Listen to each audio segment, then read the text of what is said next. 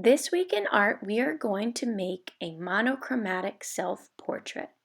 A monochromatic self-portrait is when you draw yourself and color it in using only one color. Now you can have many tints and shades of that one color. Like this student here chose blue and used all different shades of blue to color in his self-portrait.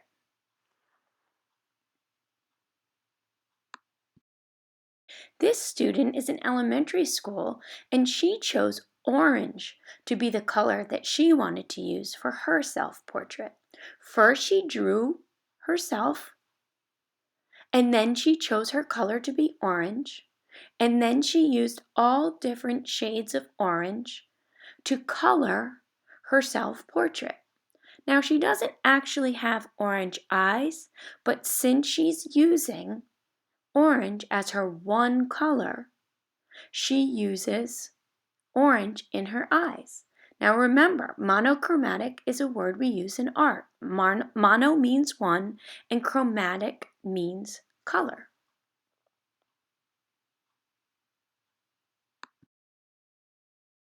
This is my monochromatic self-portrait. I chose the color green. So first I drew myself and then I used all different shades of green. Leonardo da Vinci drew this portrait of himself in the year 1510. That's over 500 years ago.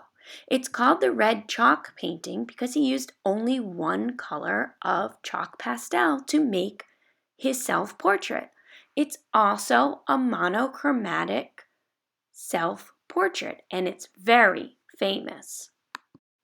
Mary Cassatt is a famous Impressionist painter that lived in the 1800s in Europe. She painted a self-portrait that shows more of her body and the clothing that was popular at the time. Vincent van Gogh painted a self-portrait using the same brushwork style that he used in his famous painting Starry Night. Look at the background and look at his jacket. He was also an Impressionist painter in Europe, and this painting he did of himself in 1889. Pablo Picasso used a cubist style of painting when he painted his self-portrait. He was pretending like he could see himself from all different angles while he was painting himself, instead of just drawing it straight on. He was famous for cubist style artwork. He did this painting in 1907 of himself. It's a little bit monochromatic, but also has some other colors. Frida Kahlo painted this self-portrait of herself in 1940. She used a lot of symbolism in her art, like the caterpillar turning into a butterfly. Frida Kahlo is a very famous painter from Mexico, and she did lots of self-portraits.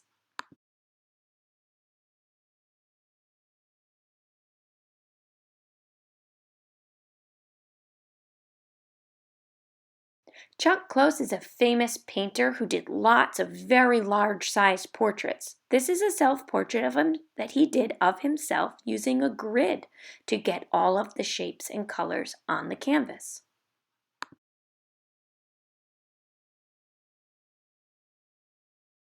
Amy Cheryl is a very famous painter living today in Baltimore, Maryland.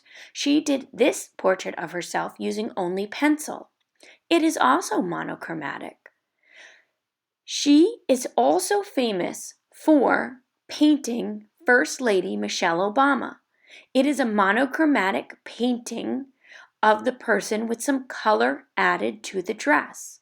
This very large painting of Michelle Obama hangs in the National Portrait Gallery in Washington, D.C. Let's get started on your portraits. Hi everybody, welcome to the art lesson. So now you know all about monochromatic self-portraits. We are going to work on making your drawing of you starting right now. So let me demonstrate the steps. Step 1 is just make the letter U kind of big and in the middle of the page. So you see the steps here, you could always look back at those 4 steps to making your portrait. So I am going to suggests that you use a pencil, and I'm going to switch to a marker because it shows up better in the video. So step 1,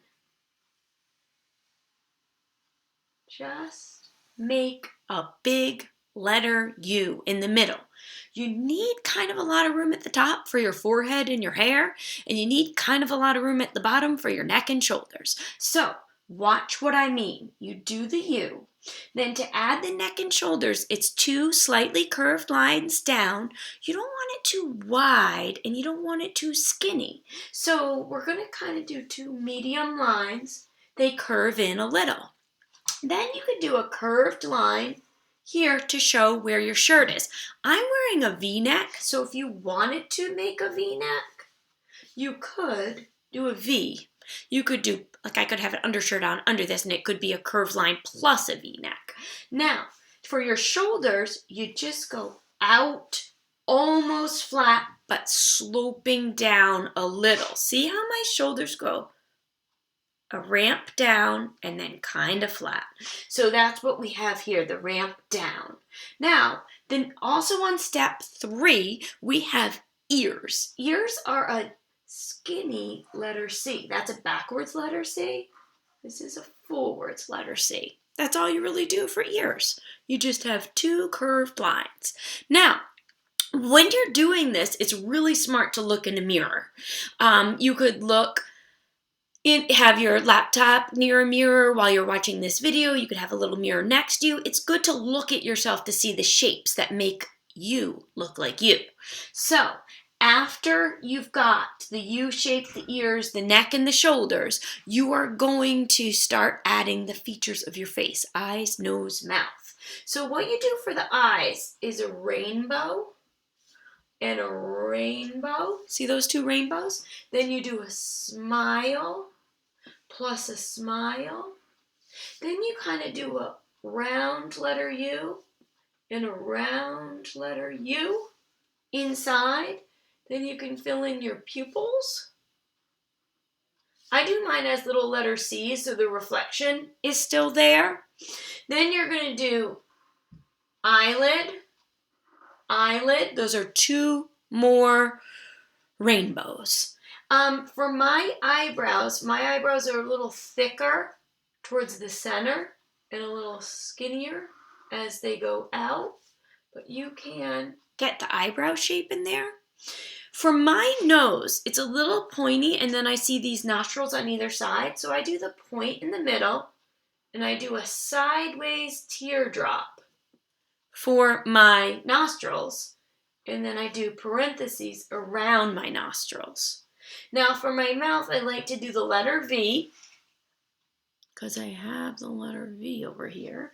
And then I like to slope up into a smile, do a line in the middle for the smile, another curve, maybe a little line for my chin.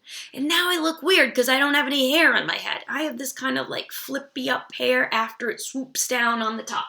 So first I'm going to do the swoop down on the top. And more swooping. And then I'm going to make sure I have the flippy up under the ears, like this. And then I always wear these little hoop earrings, so I'm going to add those in. And I think that's basically it for me.